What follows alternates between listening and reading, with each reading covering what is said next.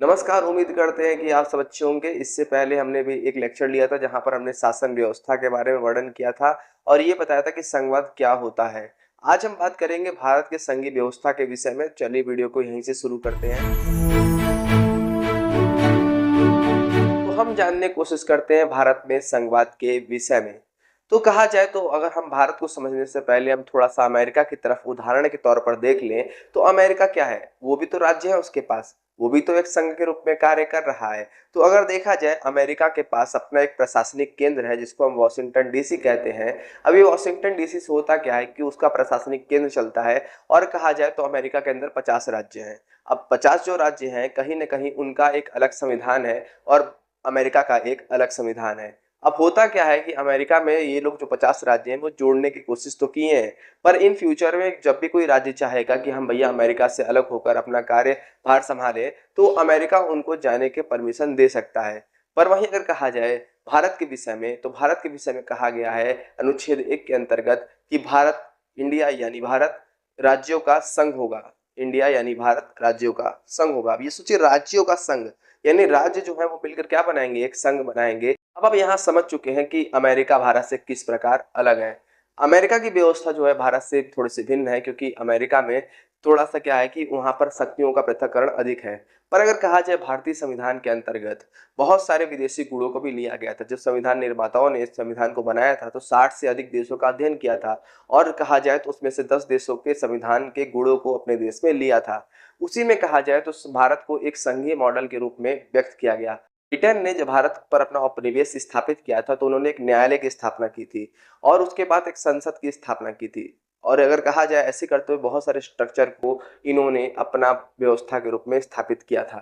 अगर कहा जाए ब्रिटेन जो व्यवस्थाओं को भारत पर छोड़ के गया था, अब भारत को उसका सही इस्तेमाल करना था। तो हमारे संविधान निर्माताओं ने देश विभिन्न देशों के गुणों को क्या किया, लिया, कोशिश किया कि भैया इनके गुणों को हमने देश में किस तरीके से शामिल कर सकते हैं। और शामिल करने के बाद उन्होंने क्या किया, एक नए ढांचे के रूप में देश को स्थापित किया जहां से अमेरिका के कुछ गुण, कनाडा के कुछ गुण, ऑस्ट्रेलिया के कुछ गुण, रूस के कुछ गुण, ऐसे करके बहुत सारे देशों के क्या किया उन्होंने, तकरीबन 10 देशों के गुणों को क्या किया, शामिल कर लिया। जिससे क्या हुआ, भारत का संविधान एक तरह से बना। अब आप कहेंगे भारत के संविधान की तो बात नहीं हुई थी, पर अगर कहा जाए भारत का जो स्ट्रक्चर है वो संविधान पर ही निर्भर करता है क्योंकि कोई भी देश है भैया, जो भी लोकतांत्रिक देश है वहां पर संविधान की कठोरता या लचीलापन भी एक बहुत बड़ा मैटर करने वाला सब्जेक्ट बना रहता है। बहुत सारे देश जैसे आप देखेंगे पाकिस्तान की हालत क्यों खराब है, क्योंकि वहां पर धार्मिक कानून अधिक है। ईरान की हालत क्यों खराब है, क्योंकि वहां धार्मिक कानून है। वहीं अगर कहा जाए भारत के विषय में तो भारत के विषय में अगर देखा जाए तो भारत में क्या है कि संविधान के द्वारा देश चला जाता है। तो ये क्या है कि एक बहुत अच्छा गुण था क्योंकि दुनिया में संविधान की सर्वोच्चता को लेकर अमेरिका से ये गुण को लिया गया। तो उसमें कहीं ना कहीं राष्ट्रपति का पद, उपराष्ट्रपति का पद, संविधान की सर्वोच्चता, न्यायपालिका की सर्वोच्चता और एक तरह से निष्पक्ष न्यायपालिका भी शामिल किया गया था और मूल अधिकार तो खासकर इंपॉर्टेंट था।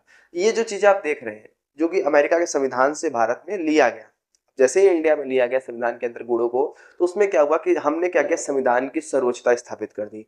और संविधान की सर्वोच्चता के साथ जो भी हम कोशिश कर रहे थे कि भैया हम ब्रिटेन वाले जो हमारे लिए छोड़ के गए थे, तो हमने क्या किया, जो ब्रिटेन की चीजें जो छोड़ के गए थे उनको हमने सही इस्तेमाल किया, यानी उसका हमने सही उपभोग किया। और आज हम जहां भारत देश में बैठे हैं, ये भारत देश बहुत सुंदर है तो ये संविधान की वजह से है। आज भारत के संविधान निर्माताओं ने जो भी देशों से भारत में गुण लिया, अब इन गुणों के आधार पर अगर कहा जाए दो गुण बड़ा इंपॉर्टेंट थे। पहला था केंद्र राज्य संबंध, दूसरा था केंद्र राज्य के बीच में शक्ति का विभाजन। अब जो शक्ति का विभाजन था ये क्या था आपको हम आगे चल के बताएंगे, उससे पहले संबंध को समझ लीजिए। जैसे आप देखेंगे बहुत जब चुनाव होता है इंडिया में तो कहा जाता है कि डबल इंजन की सरकार। डबल इंजन का मतलब क्या होता है, दोहरा शासन। जो पहला आप अगर देखोगे तो केंद्र में भी उनकी गवर्नमेंट और राज्य में भी गवर्नमेंट, तब क्या होता है कि विकास आप देखोगे सकारात्मक हो रहा है। जब केंद्र में अलग गवर्नमेंट होगी और राज्य में अलग गवर्नमेंट होगी तो कहीं ना कहीं बीच में अलगाव पैदा होगा, भैया कि हमारी पार्टी के नहीं, हमारे विचार तालमेल नहीं खाते, तो विकास आप देखोगे बहुत कम होता है। पर कभी कभार आप देखोगे तो इसका एक्सेप्शन हो जाता है कि मतलब कभी कभी विकास अधिक हो जाता है। तो इसको हम क्या कहते हैं, दोहरा शासन। भारत में दोहरी शासन व्यवस्था है। अगर कहा जाए तो केंद्र राज्य व्यवस्था के तहत ये क्या है, अच्छा संबंध। करें केंद्र राज्य के बीच शक्ति का विभाजन, तो शक्ति विभाजन कैसे करोगे, तो हमारे देश में एक अनुसूची है यानी शेड्यूल बनाया गया है। शेड्यूल 7 के अंतर्गत केंद्र सूची, राज्य सूची और समवर्ती सूची को भी बनाया गया है। केंद्र सूची के अंदर केंद्र कानून बनाएगी, राज्य सूची के अंदर क्या होगा, राज्य कानून बनाएगा। पर कभी कभार अपवाद स्वरूप अगर राज्य कानून अगर देश की व्यवस्था पर अगर सही प्रभाव डाल रहा है तो केंद्र उसको लागू कर सकती है पूरे ऑल ओवर राज्यों पर। और अगर कहा जाए केंद्र के द्वारा बनाए गए कानून को राज्य को फॉलो करना होता है। तो अब हम बात करते हैं आइए विषय के बारे में।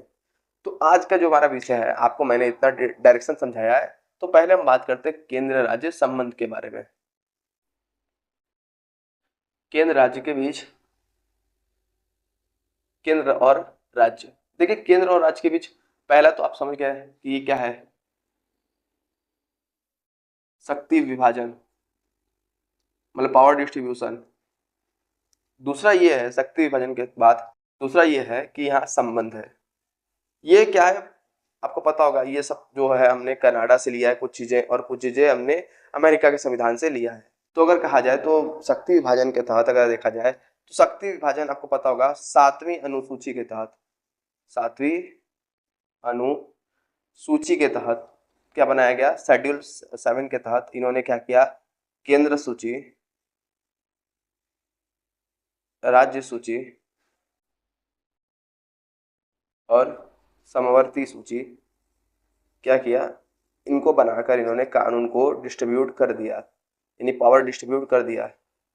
तो ये जो चीजें सूचियां हैं इन पर जो केंद्र सूची में केंद्र कानून बनाएगा जिसको पूरे राज्य को फॉलो करना होगा, वहीं राज्य सूची में राज्य कानून बनाएगा। पर अपवाद स्वरूप अगर राज्य कानून बहुत अच्छा है और देश पर क्या होता है प्रभाव डाल रहा है एकदम सकारात्मक, तो केंद्र क्या करेगी, उसको जस्ट क्या करेगी, अपने केंद्र विषय के रूप में लेकर और उस पर भी क्या कर सकती है, कानून बना सकती है। समवर्ती सूची में केंद्र और राज्य दोनों मिलकर अपनी सहमति के अनुसार क्या कर सकते हैं, कानून बना सकते हैं, क्योंकि ये दोनों के लिए विषय है।